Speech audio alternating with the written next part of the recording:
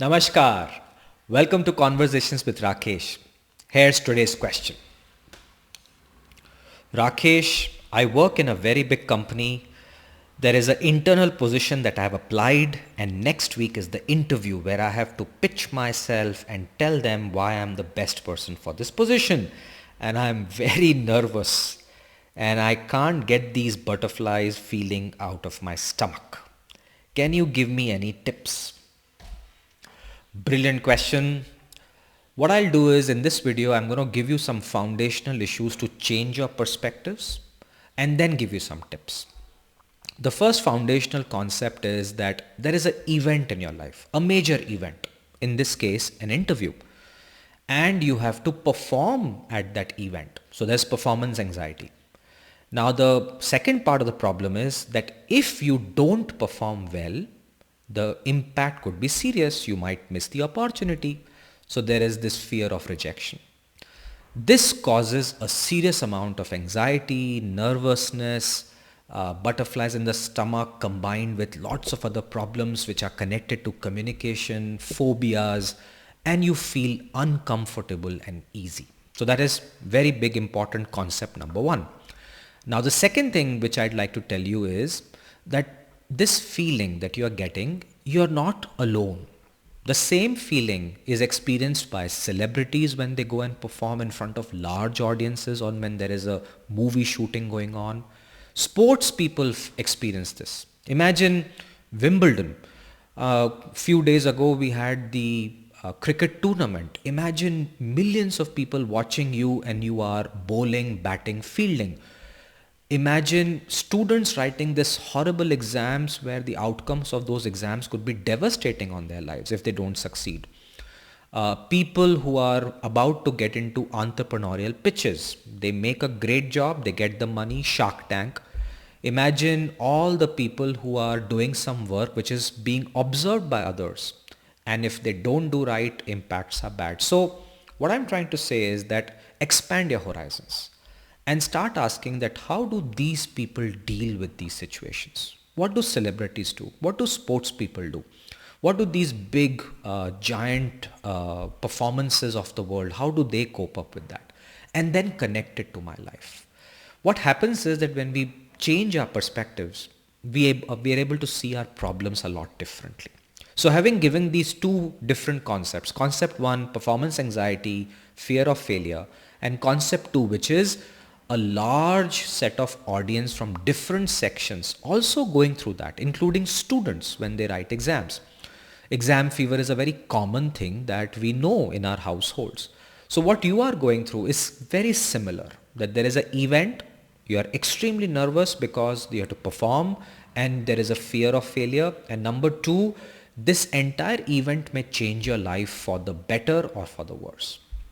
So the question now comes is, how do we deal with it? So I researched a lot.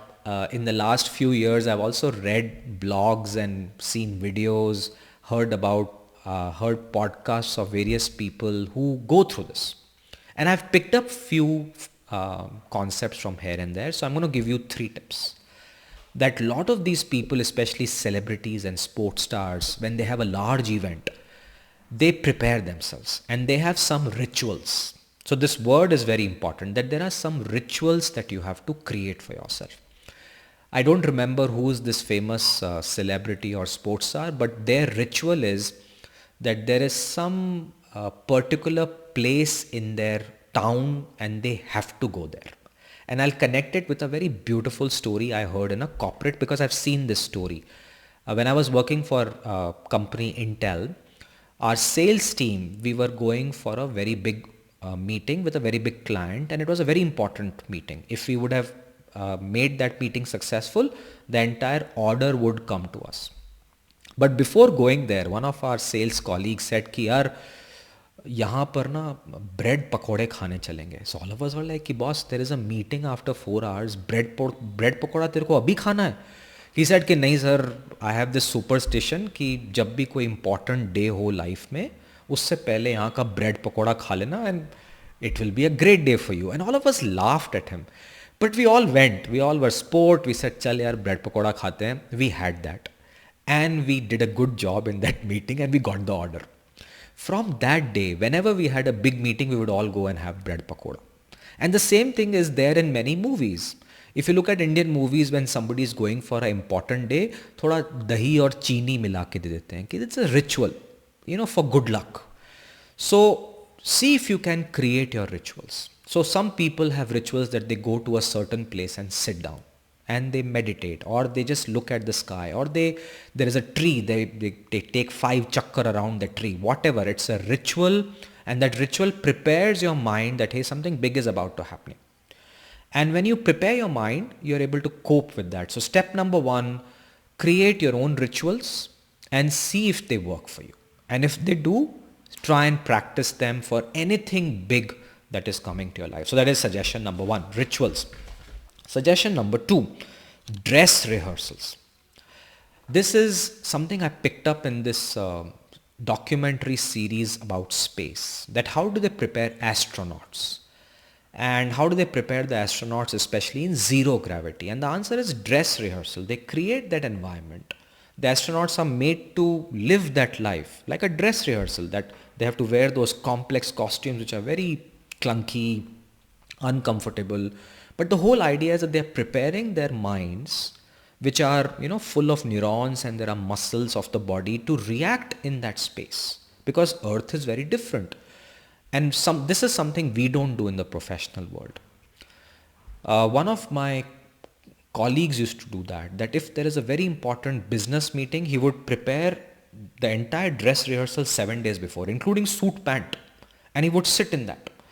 This is the same thing which is done in various exams also, that you simulate the exam environment and sit down and write the exam 3 hours and practice it. Your mind and body starts to tune for that. So dress rehearsals are very important. So if you have a very important meeting next week, wear the dress that you would wear that day so that you become comfortable, and you sit down in that dress for 4-5 hours and go through that entire series with a full dress rehearsal. Dress rehearsal is something that the theater industry takes very, very seriously. We don't in the corporate world, and I encourage you to take it very, very seriously. The dress rehearsals help you prepare. And the last and final is this brilliant podcast I heard about a celebrity who talks about thrill and fear. She said in a very nice interview, somebody asked her that how do you cope with your fears of facing audiences? So she said that I look at myself in a roller coaster, and that roller coaster is going up. So the tension is building, anxiety is building, also excitement is building. And when roller coaster is at that peak and it's about to fall, that second I simulate in my mind. And there are 2 ways of reacting to that second, right? There is this big drop. Option 1 is that I scream my lungs out, fear. Option 2, I throw my hands in the air and scream with joy. And she says that she simulates that in her mind and goes for option 2, which is I tell my mind that, hey, something terrible is about to happen. I have 2 choices. Scream with fear, scream for thrill.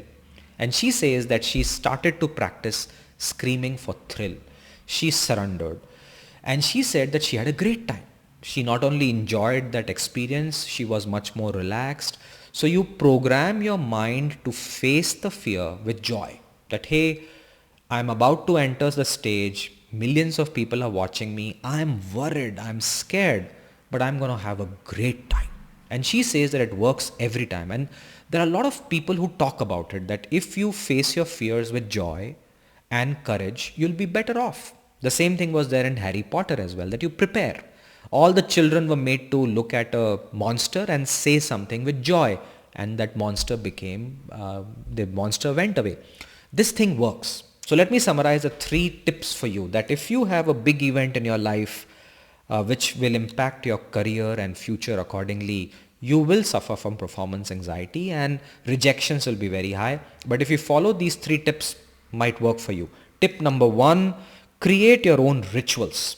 Rituals mean, if let's say there is this samosa you have to eat before the event, go and eat that. It's a ritual. Prepare yourself. If there's a tree you have to go and chakkar around it so that you get good luck, do that. If there is a favorite pen you have to take, put it in your pocket and take it with you. So you go through your own rituals And this is how you prepare. Number two, dress rehearsal. Prepare the entire sequence with the dress and shoe and whatever you have on that day, 7 days before. So dress rehearsals are very important because it trains your mind to prepare for that event. And number three, enter that moment with thrill and excitement. That you are nervous, but if you tell your mind and practice that, hey, I'm going to have a thrill out of this. I'm going to just throw my hands on a roller coaster and enjoy it, screaming all the way, but enjoying it. I think you'll be able to deal with this performance anxiety a lot better. So try this. See if you can share if it helps you, because somebody else will read that and adopt this and they will be able to overcome their fears of performances. And I think we'll do much better. We actually get very scared of these things. And we should realize that we're not alone. There are sports stars, celebrities, everybody goes through that. If they can deal with it, so can we. And if we do, there is a great future in front of all of us. On that note, stay safe.